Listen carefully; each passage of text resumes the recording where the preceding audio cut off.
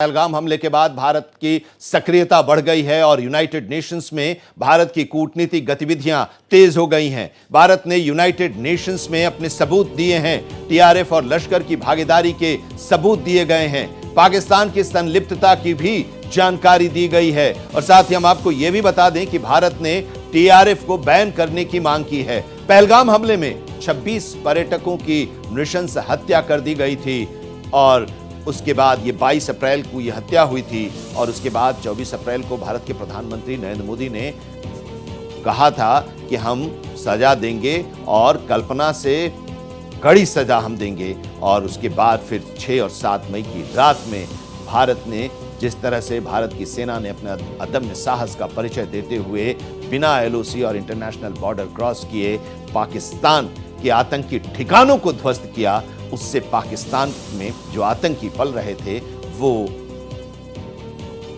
और पाकिस्तान की सेना और पाकिस्तान की सरकार सहम गई।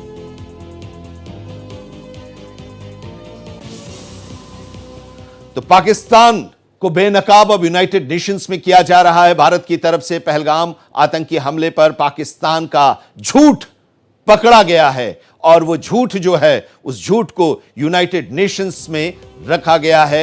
आतंकी प्रतिबंध समिति के सामने भारत ने वो सबूत रखे हैं। आतंकी संगठन द रेजिस्टेंस फ्रंट ऑफ लश्कर की भागीदारी के सबूत रखे गए हैं। लश्कर ए तैयबा से जुड़े टीआरएफ को आतंकी संगठन घोषित करने की मांग की गई है। तो ये जो सबूत हैं वो सबूत रखा गया है यूनाइटेड नेशंस में। अब सवाल यह है कि टीआरएफ, वो टीआरएफ क्या है? टीआरएफ यानी कि द रेजिडेंट्स फ्रंट, ये आतंकी संगठन है। हिजबुल मुजाहिदीन और लश्कर ए तैयबा से ये जुड़ा हुआ है। द रेजिस्टेंस फ्रंट आतंकी संगठन हिजबुल मुजाहिदीन और लश्कर ए तैयबा से जुड़ा हुआ यह आतंकी संगठन है। अक्टूबर 2019 में टीआरएफ का गठन किया गया था आतंकियों के द्वारा। पहलगाम आतंकी हमले की इसने जिम्मेदारी ली थी और इसको यूनाइटेड नेशंस में भी कहा गया था।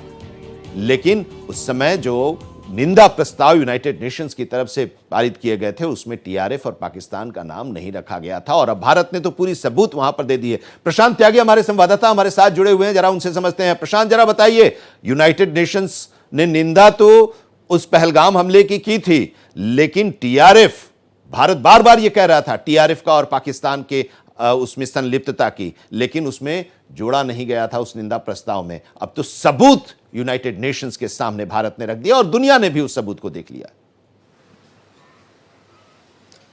जी बिल्कुल, देखिए आनंद, अब भारत जो है पाकिस्तान की जो पोल है वो हर जगह खोलने के लिए तैयार है। हर जगह जो सबूत है वो भारत की तरफ से पाकिस्तान पर जो कश्मीर में जो पहलगाम में हमला किया गया उसके सबूत जो है वो यूनाइटेड नेशंस में दिए गए हैं। दरअसल आनंद, वहाँ पर यूनाइटेड नेशंस के under counter of terrorism committee, एक कमेटी है जो टेररिज्म के जितने भी चीज़ें होती हैं देश विदेशों में उससे वो इंटरेक्ट करती है और वहाँ पर जो बातचीत होती है, सुनवाई होती है, वो उसी डिपार्टमेंट में, उसी कमेटी के द्वारा की जाती है। तो वहाँ पर जो है भारत ने सबूत रखे हैं पाकिस्तान के संलिप्तता में, जो पहलगाम में जिनका इन्वॉल्वमेंट रहा पाकिस्तान का, जो और टीआरएफ जो कि एक प्रतिरोध मोर्चा है, एक उग्रवादी मोर्चा है और कई आतंकी गतिविधियों में उसकी संलिप्तता रही है। तो उन दोनों के खिलाफ जो है सबूत भारत के द्वारा यूनाइटेड नेशंस में दिए गए हैं और बताया गया है कि किस तरह से टीआरएफ और पाकिस्तान ने मिलकर पहलगाम में जो हमला किया गया जिसमें 26 जो आम नागरिक हैं उनकी हत्या कर दी गई। तो इसके सबूत जो है अब भारत के द्वारा दिए गए यूनाइटेड नेशंस में। देखिए, चारों तरफा अगर देखा जाए तो जैसे टर्की ने जिस हिसाब से पाकिस्तान की मदद की, उनको ड्रोन सप्लाई किए, तो उससे भी रिश्ता जो है भारत ने ख़त्म किया। साथ ही साथ इंडस वाटर ट्रीटी जो है उसको ख़त्म किया। अब पाकिस्तान दोबारा गुहार लगा रहा है कि उस फैसले पर पुनर्विचार भारत को करना चाहिए। यानी कि चारों तरफ से जो हमला इस वक्त भारत ने पाकिस्तान के ऊपर बोला है वो कहीं ना कहीं अब घिरता हुआ नजर आ रहा है। यूनाइटेड नेशंस में इस बात को लेकर गए हैं और आज ही जो सबूत है, जो पूरी एक फैक्ट फाइंडिंग चीजें हैं भारत सरकार के पास, वो यूनाइटेड नेशंस के सामने रखी है और बताया है कि किस तरह से पाकिस्तान इस पूरे आतंकी हमले के पीछे था और टीआरएफ ने उसकी मदद की थी, तो टीआरएफ को एक आतंकी संगठन घोषित किया जाए।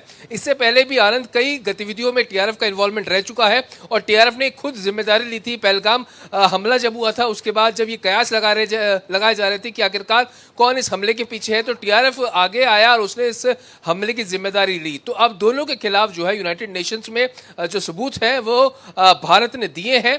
अब देखना ये महत्वपूर्ण होगा कि उसके ऊपर क्या सुनवाई की जाती है, यूनाइटेड नेशंस क्या एक्शन लेता है, क्योंकि देखिए कोई भी जब अंतर्राष्ट्रीय सीमा में जब इस तरह का कोई हमला या फिर कहीं कॉन्फ्लिक्ट देखा जाता है तो यूनाइटेड नेशंस में मामला उठता है और इसीलिए जो काउंटर ऑफ टेररिज्म कमेटी है उसके सामने सबूत जो है भारत के द्वारा दोनों चीजों को लेकर, पाकिस्तान और टीआरएफ का जो इन्वॉल्वमेंट रहा पहलगाम हमले को लेकर, उसके सबूत दिए गए हैं। जी बिल्कुल। 80 के दशक से जिस तरह से आतंक को हम झेल रहे हैं और हमारे लोगों को आतंकियों के द्वारा मारा जाता रहा है, उसके बाद भारत लगातार शिकायतें करते रहा और सबूत भी पेश करते रहा। इस बार भी जब ये हुआ तो फिर अब भारत ने कहा कि नहीं, अब बहुत हो गया है और भारत ने उनके आतंकी ठिकानों को निशाना बनाया, नेस्तनाबूद किया। एबटाबाद में उसी तरह से अमेरिका ने बिन लादेन को मारा था, घुसकर मारा था और बिन लादेन को भारत ने भी वही किया। लेकिन भारतीय सेना ने भी कहा कि हम तो आतंकियों के खिलाफ थे, आतंकियों को और उनके ठिकानों को हमने टारगेट किया था, लेकिन पाकिस्तान ने उसे अपनी लड़ाई बना ली और आतंकियों की रक्षा के लिए पाकिस्तान सामने आया। ये तो यूनाइटेड नेशंस और उस कमेटी ने भी तो देखा।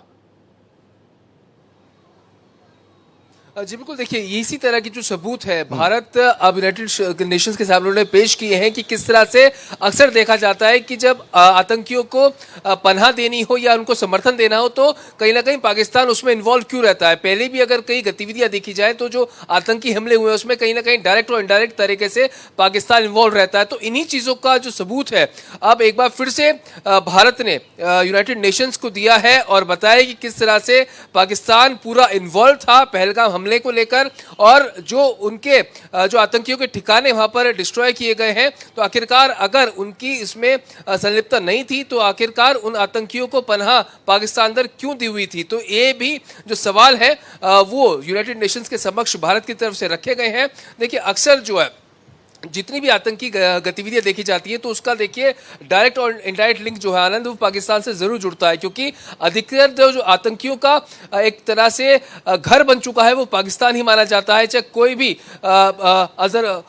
मसूद अजहर की बात करें, चाहे अन्य आतंकियों की बात करें, तो हाफिज सईद की बात करें, तो सभी का जो लश्कर है और जो उनके ऑपरेशंस है वो पाकिस्तान से ही ऑपरेट होते हैं और इसी कड़ी को जो है साफ करने की कोशिश जो है भारत अब यूनाइटेड नेशंस के सामने कर रहा है और बताने की कोशिश कर रहा है कि किस तरह से पाकिस्तान ही आतंकियों को पनाह देता है और कोई भी हमला जब होता है तो पाकिस्तान का ही उसमें हाथ होता है और पाकिस्तान ये कहना बंद करे कि उसका आतंकियों के साथ कोई संबंध नहीं है। अगर नहीं है तो इस तरह की जो अब भारत ने जो घुसकर जो लश्कर तैयबा के जो ठिकाने हैं उनको डिस्ट्रॉय किया है, तो आखिरकार वो पाकिस्तान के अंदर कैसे थे, क्या पाकिस्तान कैसे थे और फिर अगर वो थे तो फिर उनको सुरक्षा के लिए किस तरह से भारत के खिलाफ उसने की। जरा हमारे साथ आप बने रहिए, जरा ग्राफिक्स के जरिए भी हम जरा समझाने की कोशिश कर रहे हैं। यूनाइटेड नेशंस सुरक्षा परिषद में ये पूरा मामला जो गया है उसमें 1945 में इसकी स्थापना की गई थी, यूनाइटेड नेशंस सिक्योरिटी काउंसिल की,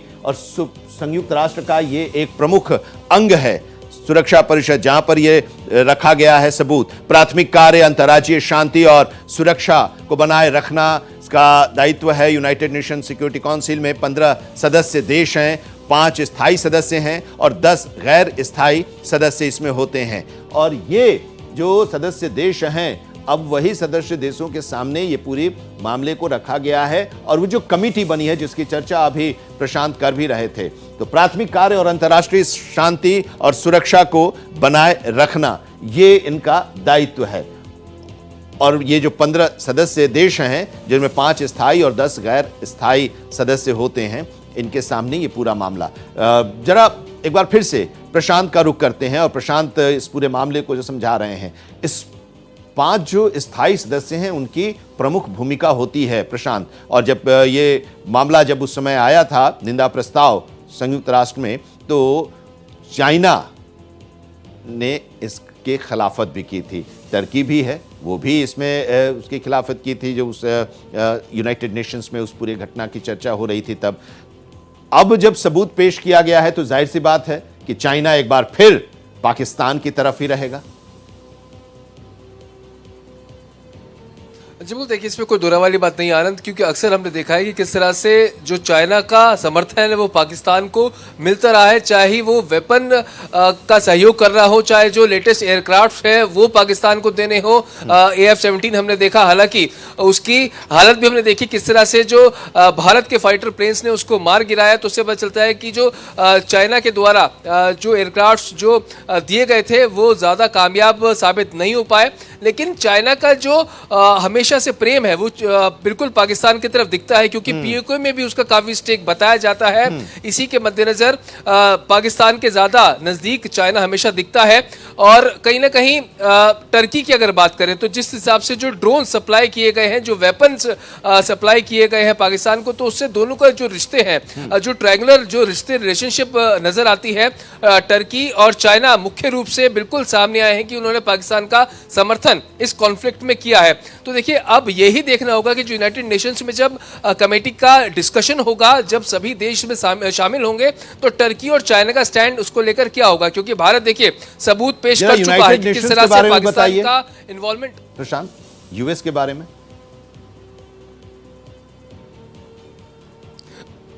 जी देखिए बिल्कुल, देखिए सबसे पहले तो ये समझना होगा आनंद कि यूनाइटेड नेशंस एक बहुत बड़ा फोरम है। जब भी कोई अंतर्राष्ट्रीय मुद्दा कहीं उलझता है तो उस मामले को यूनाइटेड नेशंस में लाया जाता है, और सभी जो अधिकतर बड़े बड़े देश हैं वो सभी इसके अंदर इसके सदस्य हैं। उन्हीं सभी के सामने इस पूरी चीज़ों को रखा जाता है, उसके ऊपर डिस्कशन होता है और फिर यूनाइटेड नेशंस उस पर फैसला लेता है। लेकिन अमेरिका का क्या रोल होगा? देखिए जिस हिसाब से ट्रंप लगातार कह रहे हैं कि उन्होंने दोनों के बीच में समझौता कराया है, और उन्हीं के बाद, उन्हीं के कड़े संदेश के बाद, क्योंकि उन्होंने एक तरह से धमकी आनंद दी थी कि अगर सीज फायर नहीं किया जाता है तो दोनों देशों के साथ व्यापार को आगे नहीं बढ़ा जाएगा, और जब तक ये सीज फायर नहीं अनाउंस होगा तब तक व्यापार की जो स्थिति है उसको उस पर रोक लगा दी जाएगी। तो ऐसे में अब जब अमेरिका ने दोनों ही देशों के अंदर सीज फायर कराने को रजामंदी के लिए तैयार किया, तो अब अमेरिका का स्टैंड क्या होगा? क्योंकि देखिए बहुत महत्वपूर्ण होगा आनंद की अमेरिका क्या उसमें स्टैंड लेता है। यूनाइटेड नेशंस की जो कमेटी है काउंटर ऑफ टेररिज्म की, जिसमें तमाम देश के प्रतिनिधि होंगे, तो उसमें टर्की और चाइना का तो साफ मैसेज होगा ही कि वो पाकिस्तान का समर्थन करता दिखाई देगा। लेकिन यूएस की स्ट्रेटेजी उसको लेकर क्या होगी, ये देखने वाली बात होगी। जी बिल्कुल, यूएस की स्ट्रेटेजी क्या होगी, क्योंकि क्रेडिट लेने की होड़ में लगे हुए हैं डोनाल्ड ट्रंप। लेकिन भारत की तरफ से भी यह साफ कर दिया गया है कि भारत अपनी शर्तों पर उसने सीज फायर कराई है, और शर्त यही कि बात होगी तो सिर्फ आतंक पर, और बात होगी तो सिर्फ और सिर्फ POK पर। और पाकिस्तान, ऐसा लग रहा है क्या कि अब ऐसी जो स्थिति आई है, इतनी बड़ी मार जो पाकिस्तान को भारत ने लगाई है, उसके बाद अब पाकिस्तान की आंखें खुल रही हैं? देखिए आनंद, सबसे पहले तो समझना होगा कि पाकिस्तान को कितने भी झटके लग रहे हैं, लेकिन पाकिस्तान कभी बाज नहीं आता। चाहे 1965 में हमने देखा हो कि सब साइन हो गया था, उसके बाद भी उसने एक बार वापस जाकर फिर से एक बार हमला करने की कोशिश की। जब उनकी सेना समर्पण कर चुकी थी उसके बाद भी उन्होंने वो हरकत की, कायराना हरकत की। और लगातार देखा गया है कि किस तरह से जो आतंकी घटनाएं होती हैं उसमें पाकिस्तान का रोल बड़ा माना जाता है। लेकिन अब कुछ जो झूठ है पाकिस्तान के, वो बिल्कुल बेनकाब हुए हैं। जिस तरह से उन्होंने कहा कि आदमपुर जो एयरफोर्स स्टेशन है उसको हमने उसको क्षति पहुंचाई, लेकिन प्रधानमंत्री ने 2 दिन पहले वहां जाकर साफ देश के सामने मैसेज दे दिया कि वहां पर इस तरह की कोई घटना नहीं हुई थी, और वहां पर वो रुके, जो सेना के अधिकारी थे, जवान थे, उनके साथ उनके बीच में उनसे बातचीत की। और आज रक्षा मंत्री राजनाथ सिंह ने भी कड़ा संदेश दे दिया है कि अगर पाकिस्तान अगली बार इस तरह की कोई हरकत करेगा तो ये एक ट्रेलर है, पूरी फिल्म हम दिखाने में दिखाएंगे, और नहीं हटेंगे। पूरी सेना भी इसके लिए तैयार है। बिल्कुल, आदमपुर से लेकर श्रीनगर तक लगातार भारत के प्रधानमंत्री और भारत के रक्षा मंत्री ने जाकर वहां पर सेना के जवानों के साथ ये संदेश पाकिस्तान को दे दिया है और इस संदेश को दुनिया भी सुन रही है। और दुनिया की जो मीडिया है वो भारत की सेना की, भारत के सेना के अदम्य साहस की लगातार सराहना कर रहा है और बता रही दुनिया की मीडिया कि डिफेंस के लाइन में वो एकदम अपर रेंज में आ गई है भारत की सामरिक शक्ति, और उसकी वाहवाही भी हो रही है। अब वो भारत नहीं है, ये नया भारत है और इस नए भारत की ये मजबूत सेना है। बहुत बहुत शुक्रिया हमारे साथ जुड़ने के लिए और इस पूरे मामले के बारे में विस्तार से बताने के लिए प्रशांत आपका। खबरें लगातार जारी हैं, देखते रहिए भारत एक्सप्रेस।